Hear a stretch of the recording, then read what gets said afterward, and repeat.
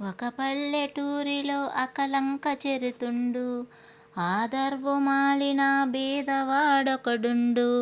కట్టెలతో వాడు పొట్ట నింపుకొనుచు, సత్యవ్రతంబుతో నిత్యంబు జీవించు.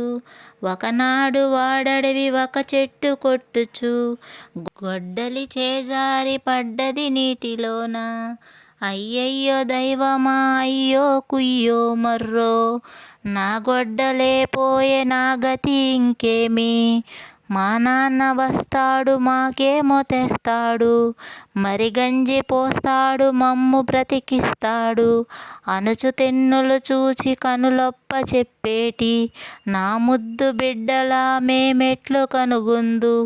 ఉత్త చేతుల బోయి తత్తరం బెటు దీర్పు, పిల్లల కడుపగ్గి చల్లారు నెటు తగ్గి. ఈ ఆర్తి ఇనుమడి నే దీర్పు నది పడి, కనివాని దీనత ఆ నదీ దేవత. చెన్నూరు కరుణతో అన్నాయనుచు పిలిచి, రంగారు వన్నెల బంగారు గొడ్డలి చూపి నీదేనేమో చూడుము అని పల్కే. మిరమిట్లు గొలుపుచూ మెరిసేడి గొడ్డలి తిలకించి ఎతడనే తల చేతులాడించి, అది నాది కాదమ్మా, అది నాది కాదు, నాది కానిది నేను మది కోరనోయమ్మ. ఈ మొగంబులకేమి, ఈ మిసిమి పసలేమి. వెంటనే ఆ దేవి వెండి గొడ్డలి చూప, అది కూడా నాది కాదని వాడు త్రల తిప్పే.